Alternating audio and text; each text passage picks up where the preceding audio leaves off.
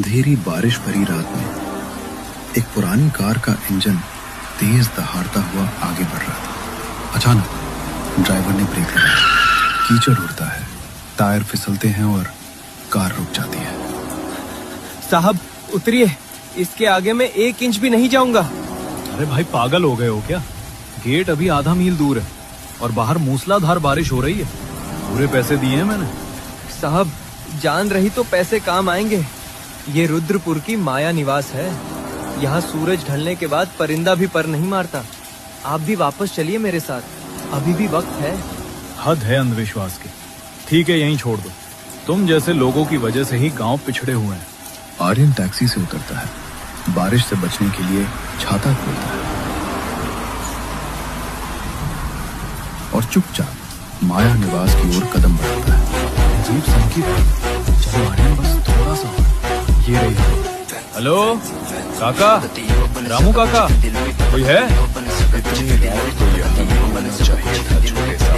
अरे यार काका, आपने तो डरा ही दिया मुझे। ये टॉर्च क्यों नहीं जला रखी आपने? ये गेट खुला क्यों छोड़ रखा है?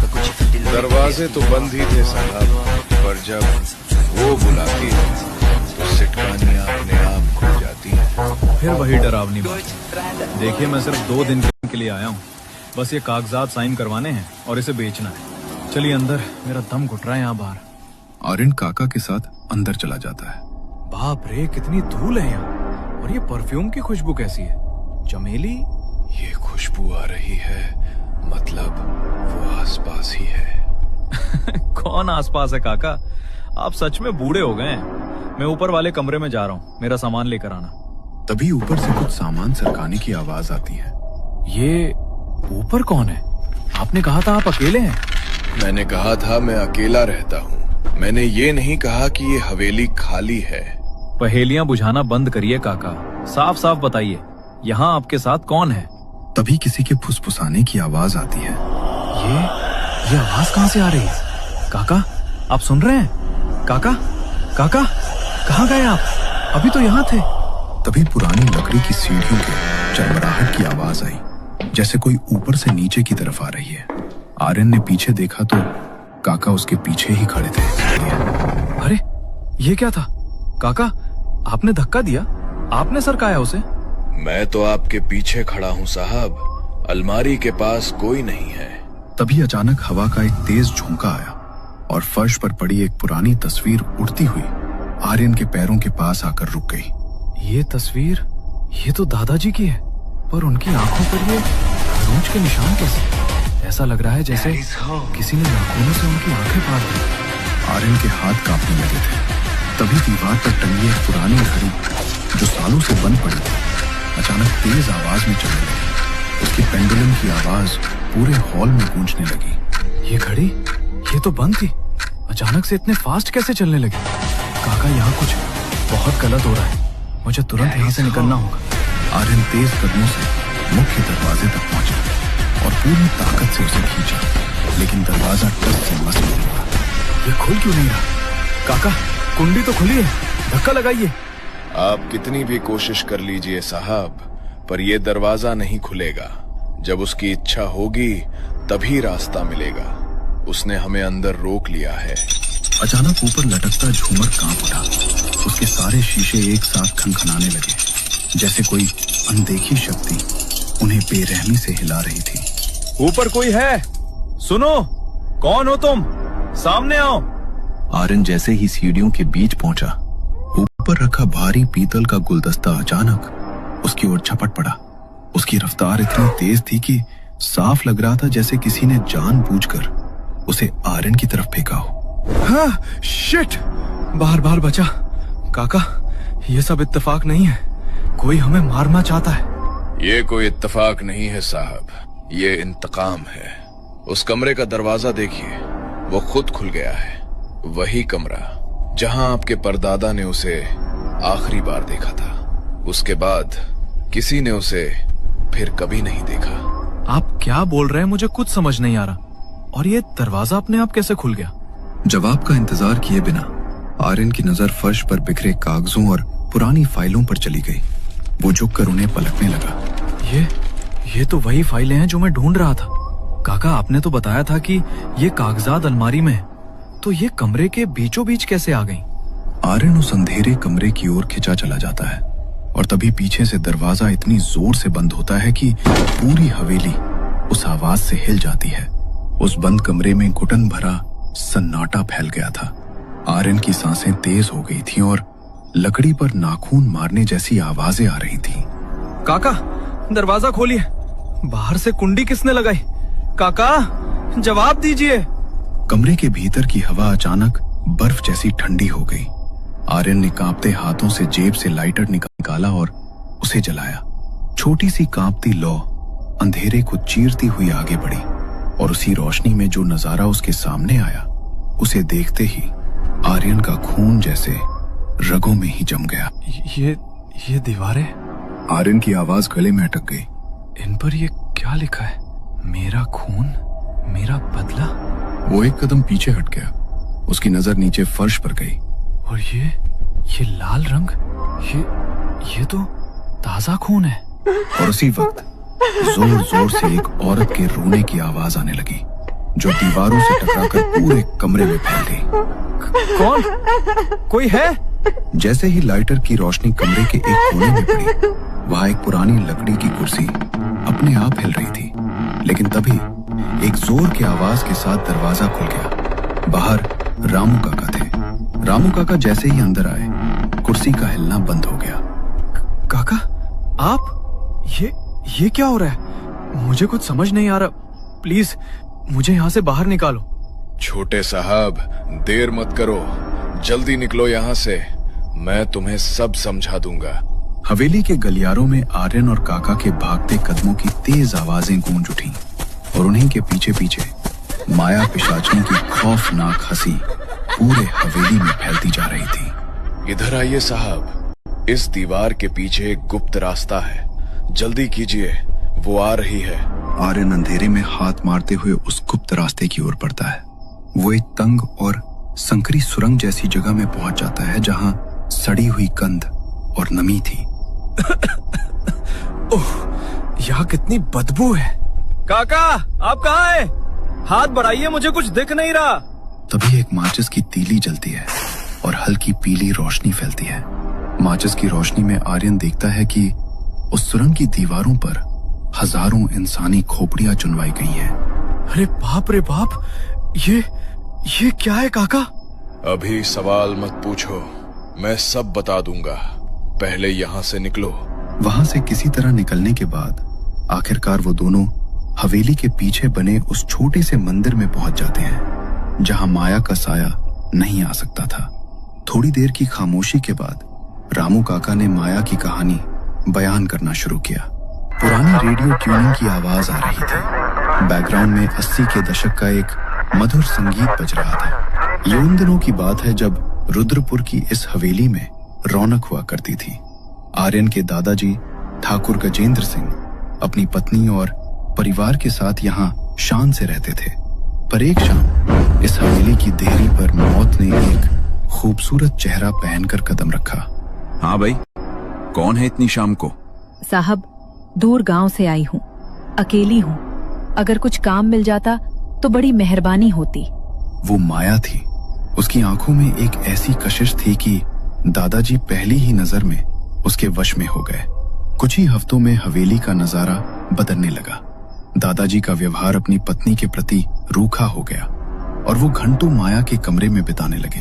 एक दिन की बात है, आंगन में बंधे मवेशियों, गाय भैंस तड़पने लगे और रंभाने की दर्दनाक आवाजें आने लगी।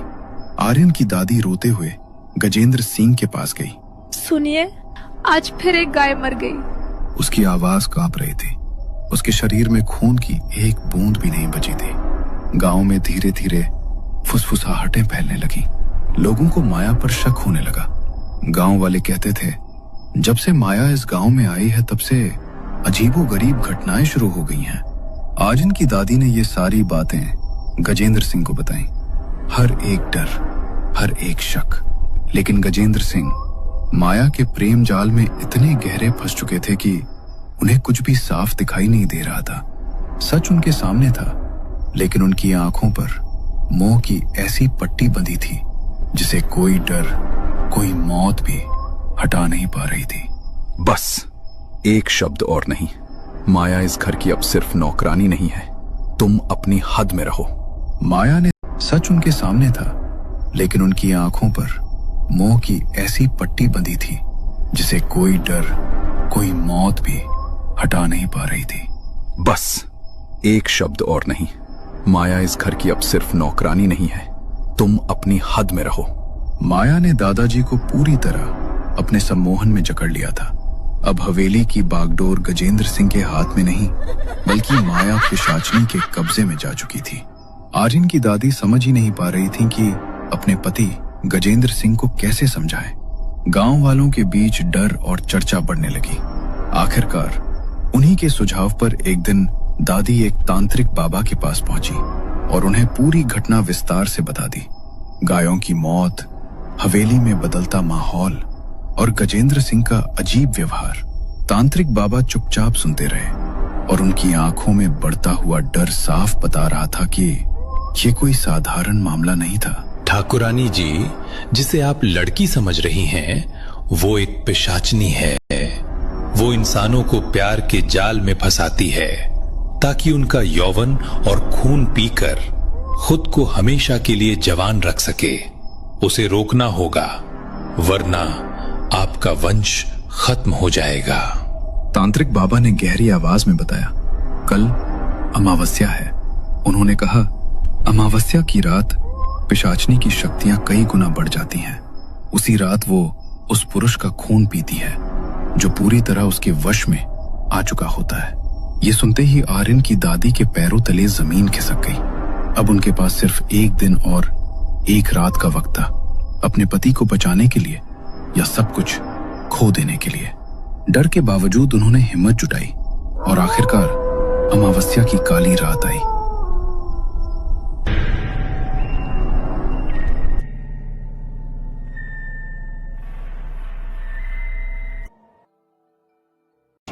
अमावस की रात को हवेली में सन्नाटा इतना गहरा था कि सांस की आवाज भी डरावनी लग रही थी।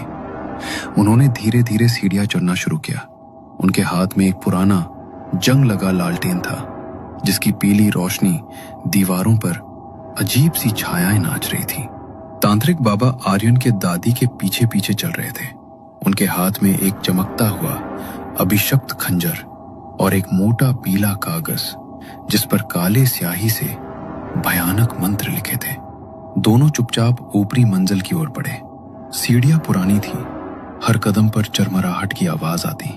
बीच बीच में हवेली की पुरानी लकड़ी की दीवारों से हल्की हल्की सिसकारी जैसी आवाज आती। आज अमावस्या की रात है। आज वो अपनी पूरी ताकत आजमाएगी। आज उसकी भूख, उसका गुस्सा और उसकी काली शक्तियां सब चरम पर होंगी। लेकिन चाहे जो हो जाए, किसी भी कीमत पर आज ही उसे कैद करना होगा। अगर आज वो बच निकली तो फिर उसे रोकने वाला इस दुनिया में कोई नहीं बचेगा। दादी ने सिर्फ सिर हिलाया। तांत्रिक बाबा ने अपनी जेब से एक छोटा कटोरा निकाला जिसमें काले तिल और लहसुन की कलियां थीं। माया के रास्ते को रोकने के लिए वो काले तिल और लहसुन की कलियां रास्ते में छिड़कता जा रहा था। अंत में वे उस लंबे गलियारे पर पहुंचे जहां सबसे आखिरी कमरा था। वो कमरा जिसकी खिड़कियां हमेशा बंद रहती थी, जिसकी दीवारें काली हो चुकी थी और जिसमें सूरज की किरण कभी नहीं पहुंचती थी। दरवाजे के बाहर माया की मौजूदगी महसूस हो रही थी। हवा में एक सड़ांध वाली गंध थी। तांत्रिक ने धीरे से दरवाजा खोला। लालटेन की रोशनी अंदर गई तो दिखा माया कमरे के बीचों बीच खड़ी थी। उसकी साड़ी काली, बाल खुले और लंबे, आंखें लाल लाल, होंठों पर खून की हल्की सी लकीर। वो अजीब तरीके से हंस रही थी, जैसे उसे पहले से पता था कि आज रात कुछ होने वाला है। तभी पीछे से भारी कदमों की आवाज आई। गजेंद्र सिंह वहां पहुंचे। सावित्री, ये सब बंद करो, अभी के अभी। और तुम तांत्रिक, दफा हो जाओ यहां से। गजेंद्र सिंह की आंखों में अजीब सी चमक थी, जैसे वो किसी और के वश में हो। और सुनो सावित्री, इस ढोंगी के साथ तुम भी चली जाओ। मुझे तुम्हारी जरूरत नहीं है अब। माया के अलावा मुझे इस दुनिया में कोई नहीं चाहिए, समझी तुम? गजेंद्र सिंह को देखते ही माया का विकृत चेहरा बदल गया। उसका भयानक रूप पल भर में छुप गया।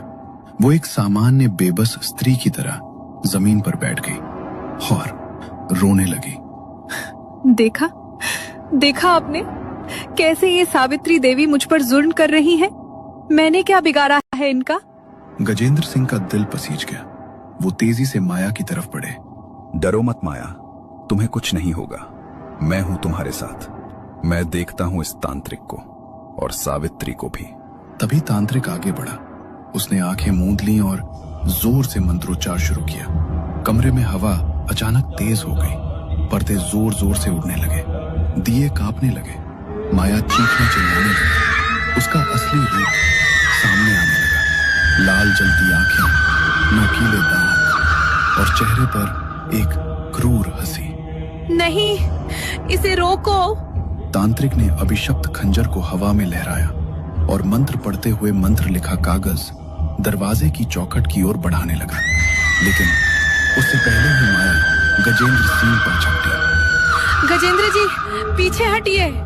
लेकिन बहुत देर हो चुकी थी। माया ने गजेंद्र सिंह को जकड़ लिया।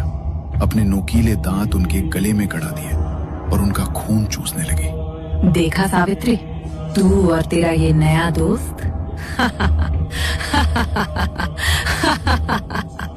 ये तांत्रिक मेरा कुछ नहीं बिगाड़ सकता। लेकिन उसी पल तांत्रिक का मंत्रोच्चार पूरा हुआ। उसने मंत्र लिखा कागज दरवाजे की चौखट पर चिपका दिया। कागज पर लिखे मंत्र चमकने लगे। कमरे की दीवारें कांप उठी। एक जोरदार हवा का झोंका आया। नहीं!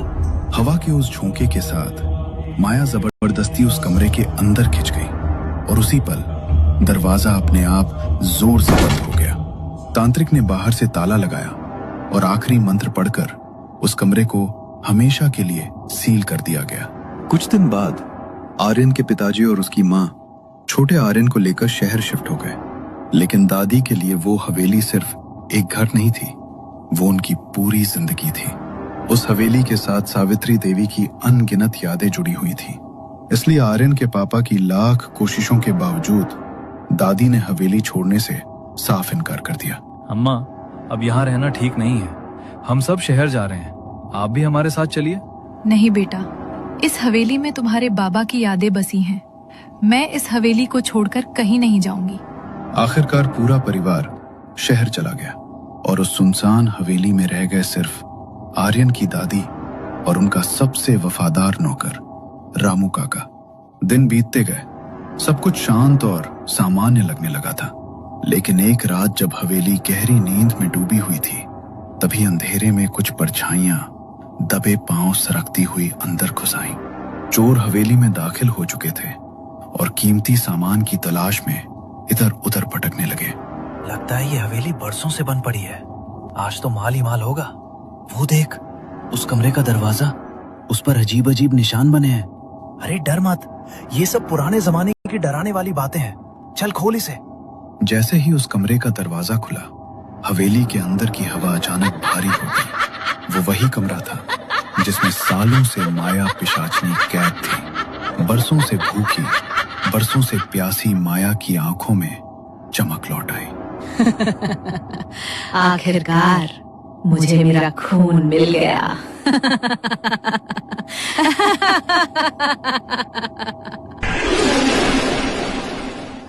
पलक झपकते ही माया उन चोरों पर टूट पड़ी। चीखें गूंज उठी और देखते ही देखते माया ने उनका एक एक कतरा खून चूस लिया। बरसों बाद उसकी प्यास बुझी थी, लेकिन उसका गुस्सा अभी खत्म नहीं हुआ था। माया सीधे सावित्री देवी के कमरे तक पहुंची। जैसे ही सावित्री देवी की नजर उस भयानक रूप पर पड़ी, उनकी सांस अटक गई। सीने में तेज दर्द उठा और उनके दिल ने धड़कना बंद कर दिया। और उसी पल में सावित्री देवी इस दुनिया को छोड़कर हमेशा हमेशा के लिए चली गई। चोरों की लालच ने उस पिशाचनी को आजाद कर दिया था जो बरसों से भूखी थी। माया ने उन चोरों का खून पी लिया और फिर दादी को तड़पा तड़पा कर मार डाला। अब बारी थी रामू काका की। मुझे छोड़ दो माया, मुझे मत मारो, मैं तुम्हारे सामने हाथ जोड़ता हूँ। तुझे नहीं मारूंगी, तू मेरे लिए शिकारी कुत्ता बनेगा। तू बाहर से लोगों को इस हवेली में लेकर आएगा और मैं अपनी भूख मिटाऊंगी। अगर एक बार भी मना किया तो तेरी मौत इतनी दर्दनाक होगी कि तू मरने की भीख मांगेगा। रामू काका कांपते हुए जमीन पर बैठ गए। उनकी आंखों के सामने दादी की लाश पड़ी थी और कानों में माया की गूंजती हुई धमकी। डर ने उनकी रूह को जकड़ लिया था। जान बचाने के लिए उन्होंने चुपचाप सिर झुका लिया और उसी पल उनकी जिंदगी की दिशा हमेशा के लिए बदल गई। इसके बाद हवेली की हर अमावस की रात एक नए शिकार की गवाह बनने लगी। साल दर साल रामू काका वही करते रहे, माया के डर और अपने पाप के बोझ के साथ जीते रहे। लेकिन अब जब आर्यन, उनके मालिक का पोता, वापस आया था तो काका की आत्मा जाग उठी। उन्हें एहसास हुआ कि जिस वंश का उन्होंने नमक खाया है उसे वो अब और धोखा नहीं दे सकते। मैंने बहुत पाप किए हैं, आज आर्यन को बचाकर ही मैं अपने गुनाहों का प्रायश्चित करूंगा, चाहे इसके लिए मुझे अपनी जान ही क्यों ना देनी पड़े। रामू काका ने आर्यन का हाथ पकड़ा और उसे मंदिर की सुरंग से होते हुए हवेली की ओर ले गए। उनकी आंखों में अब डर नहीं था, बल्कि एक अजीब सी शांति झलक रही थी, जैसे उन्होंने अपनी नियति खुद चुन ली हो। साहब, यही वो खंजर है जिसे तांत्रिक बाबा ने 60 साल पहले यहाँ छुपाया था। माया को कोई साधारण हथियार नहीं मार सकता और ना ही आपके वंश के अलावा कोई आदमी। उसे सिर्फ यही अभिशप्त खंजर और आप ही खत्म कर सकते हैं। तभी अचानक माया सामने आ गई। उसकी भयानक चीखों से हवेली की दीवारें कांप उठी और टूटने की आवाजें गूंजने लगी। रामू, तूने गद्दारी की? उस लड़के को मेरे हवाले कर दे, वरना मैं तेरी रूह को 60 जन्मों तक कर पाऊंगी। छोटे साहब, इसे पकड़िए। आज अमावस्या की रात है, उसकी शक्तियां चरम पर हैं, लेकिन यही वो वक्त है जब उसे हमेशा के लिए खत्म किया जा सकता है। मैं उसे रोकूंगा, आप उसके सीने में ये खंजर उतार दीजिए। आर्यन ने कांपते हाथों से वो चमकता हुआ खंजर थाम लिया। उसी पल हवेली का दरवाजा जोरदार धमाके के साथ खुला और माया का काला साया रामू काका की ओर बढ़ने लगा। तुमने मेरे परिवार को बर्बाद किया है, मेरे दादा दादी को मारा है, अब और नहीं। आर्यन ने अपनी पूरी ताकत लगाकर अभिशप्त खंजर माया के सीने के पार उतार दिया। एक ऐसी चीख गूंजी जिसने पूरी हवेली की नींव हिला दी। माया का शरीर नीली ज्वालाओं में जलने लगा और धीरे धीरे राख बनकर बिखर गया। जैसे ही माया का अंत हुआ, हवेली में बुझी हुई लाइटें एक एक करके जल उठी। अजीब सी दुर्गंध की जगह अब हवा में एक पवित्र सी सुगंध फैल गई। रामू काका के चेहरे पर गहरी शांति भरी मुस्कान थी। अपने मालिक के वंश को बचाकर उन्होंने आखिरकार अपने पापों का प्रायश्चित कर लिया था।